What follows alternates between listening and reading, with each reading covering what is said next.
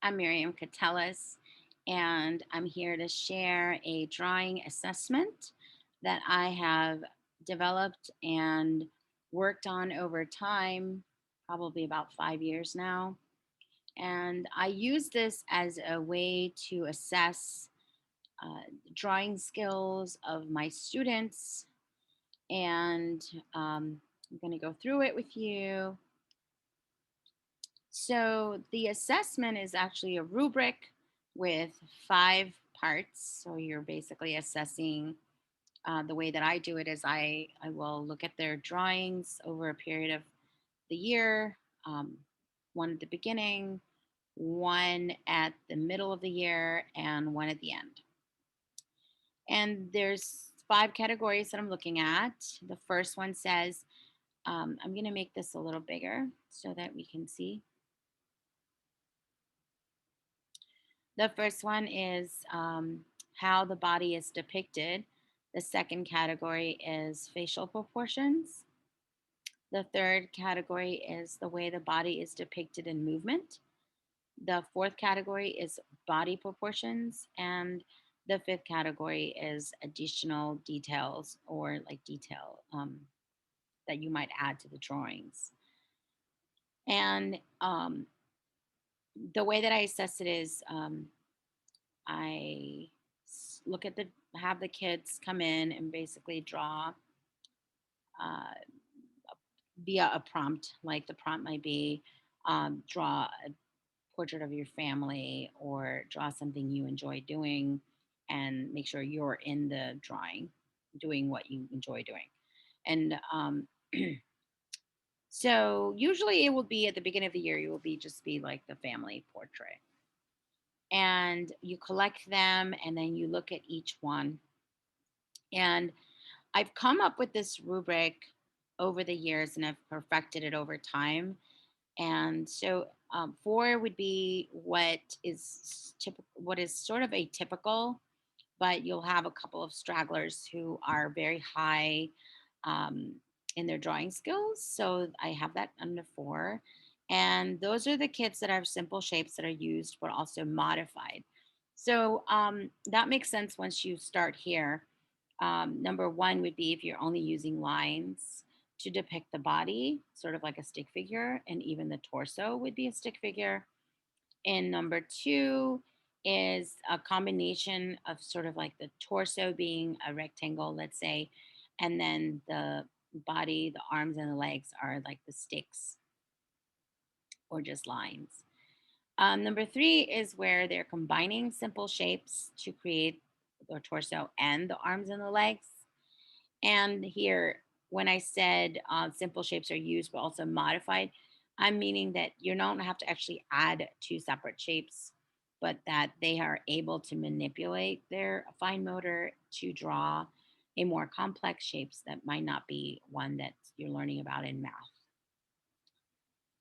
So they're drawing that without sort of like adding 2 rectangles together to make a bent leg or things like that. Anyway, the second category is facial proportions. And again, I've had to adjust this because, um, or how the face is being drawn, basically. And what will happen is very early on, the kids will draw the eyes, of course, at the top of the head and the mouth, and oftentimes won't add any other features. So, and the nose will be missing. So that would be one. And then as you increase, you would have a nose.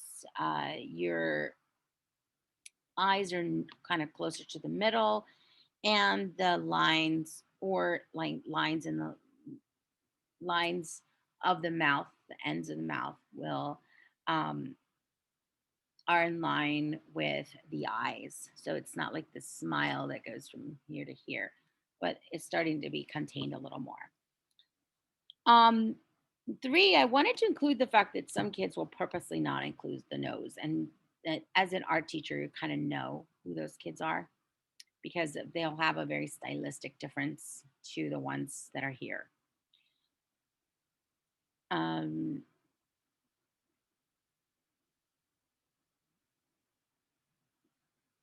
and so this is pretty much what I expect for kids in second grade. And again, in another school or somewhere else in the country, or in a system where maybe you don't have art in elementary, these might look very different. But it does give you an idea of, um, you know, that there is sort of a continuum, and your continuum might be a slightly bit to the right or to the left. Who knows? So it's up to you to look at the work and its totality and kind of figure out where your middle is and where your highs are and where your lows are. Now, for advanced, for facial proportions, is that they'll have additional features. For example, a lot of times they'll have like ears, or they'll have eyebrows, eyelashes. Those are things that usually kids over here don't have. Number three is another category that I find pretty interesting, is the way that the body is depicted in movement. And so here, for like the arm is not bent at all. Like you'll have these straight legs and straight arms. Um, as they begin to progress, they will start trying to draw a bent arm or bent legs, or trying to depict them, but they will be more bowed.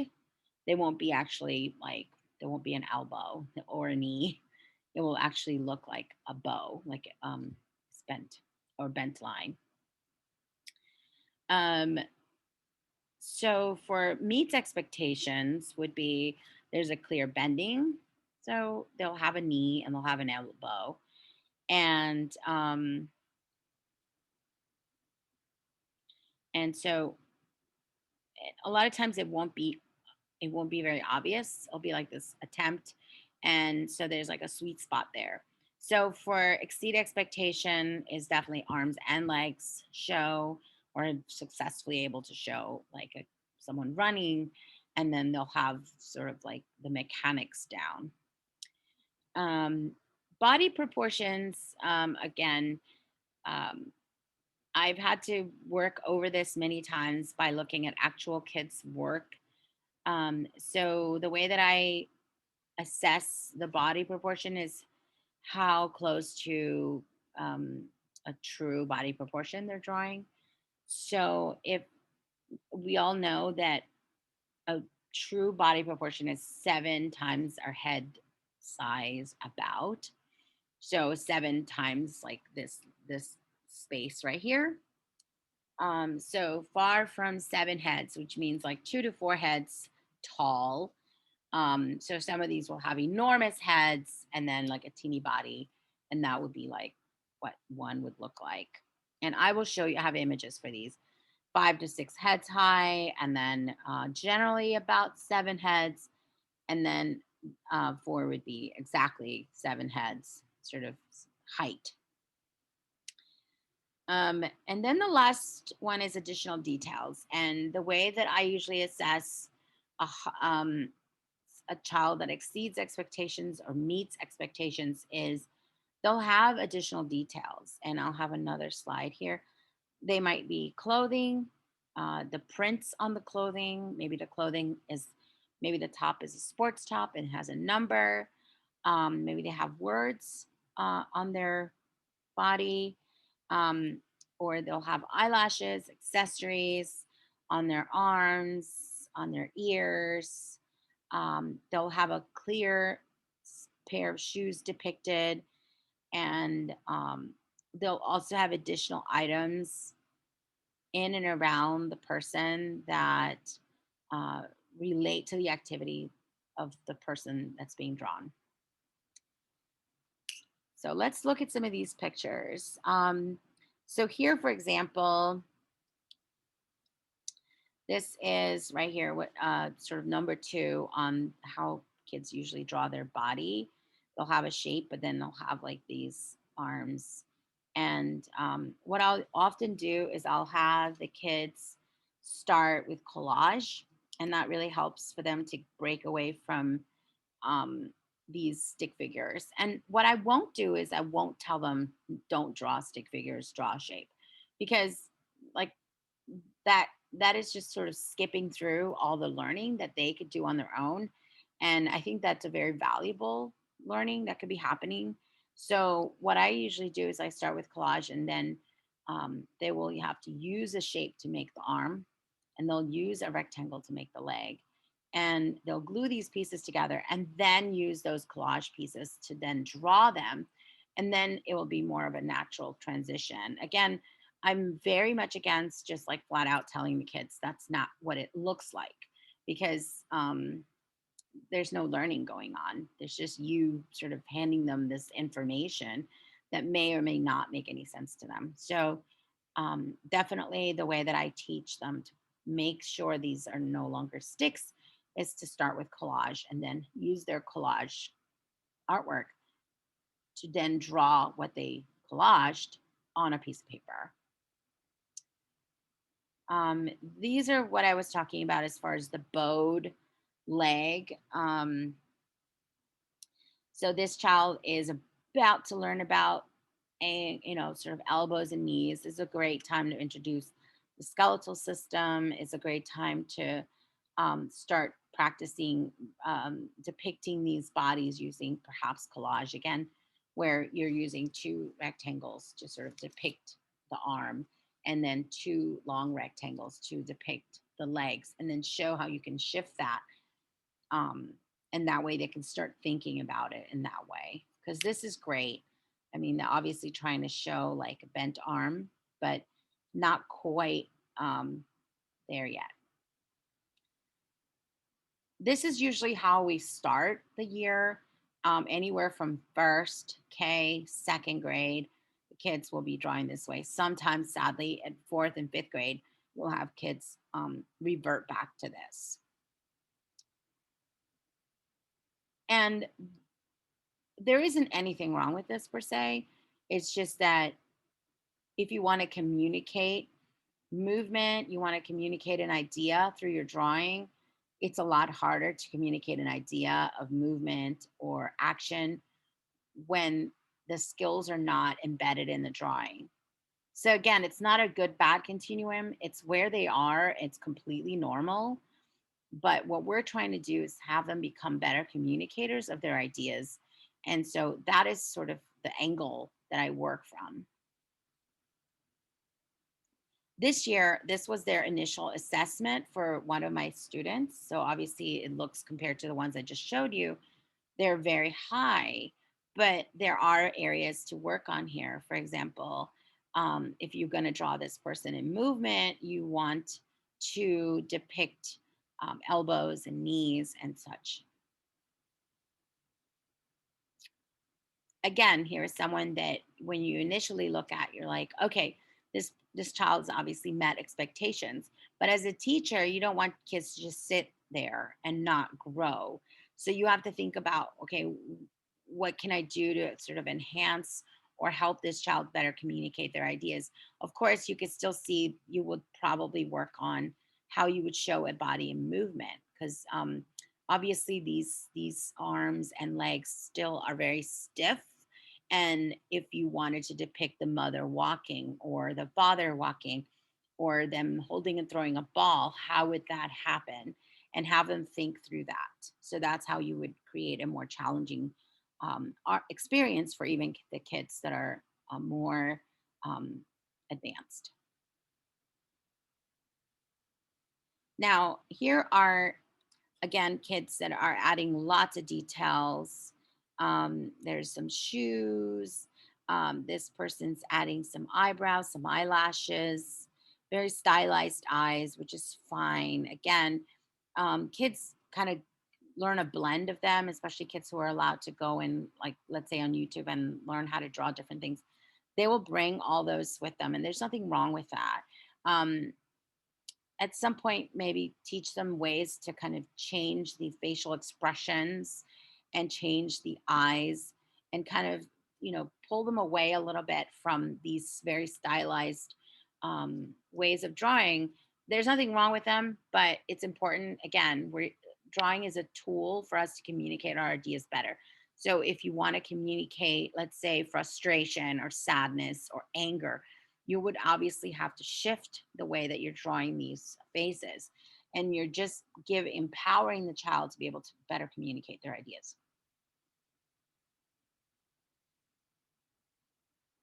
This is almost meeting expectations as far as, the legs do have these rectangles, and then the arms were still doing sticks. And that's what I mean about the face. Like, this is obviously not an intentional left out of nose. um Let me see, there's another here. This one might be an intentional left out of nose, like the nose is being intentionally left out. But this one, I don't think it is. I think it's just they're not there yet. They're not aware. And so this might be a good time to work on cutting paper, folding paper in half, cutting the eyes, gluing them down, and then gluing the nose, and making some masks, making some simple collage where they're aware of sort of like these parts of the face. Because those are going to be really helpful for when you draw an animal, or you draw another person or your family. Um, so then here they are, how the body's depicted. These are the range of what I got this year for the beginning, and it's quite a range when it comes to facial proportions. Again, these two kids did omit the nose, but I think in this case it might be an intentional omission, because a lot of the stylized drawings that I see these days do omit the nose. Um, but this is definitely not intentional. And with the work that we do with collage, and then drawing, and then even 3D construction, the kids do learn very quickly how to depict their body using shapes instead of lines, but also how to depict the body in movement, and depicting these elbows and knees. This was interesting. Obviously, this person's aware of sort of an elbow, um, and it's almost there. And of course, then we would work with the knees, and you can even do wire sculptures. One year we did trophies using wire sculptures, and they had to do a trophy of something they were good at doing, and they had to depict their bodies doing that action using wire, and then we paper mache them. And so that was an easy one. And then afterwards, you use that sculpture as a way to draw in your sketchbooks, and the drawings that come out of that is are going to be a lot richer and a lot more informed as far as what the body should look like. Again, the additional details, here's a long list of additional details. And there could be anything else. I will go ahead and add them up, and they count as points. And so here, for example, these people have slightly different hair. So that's sort of what this child is utilizing to depict the differences. And of course, the height also, which is very significant. Um, and here, there is a lot more details. There's the print in the clothing, the colors are chosen, the hairstyles are all very different. This person has a print on the shirt, and this one has a design. This one is a full solid color. Um, Again, this person is utilizing size to its advantage, and different shapes, different skin tones also. Anyway, so there's a lot of so what we're doing, again, it's not to try to render the body realistically. That is not the goal. The goal is to give the kids enough tools so that they're able to better communicate their ideas on paper through their drawings. So again, it's not about a good continuum.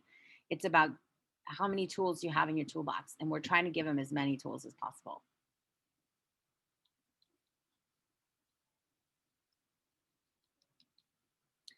So I hope you enjoyed that. Please comment below, and I'm very excited to be sharing this with other art teachers, and I would be very excited to see what your drawing assessments look like. Thank you.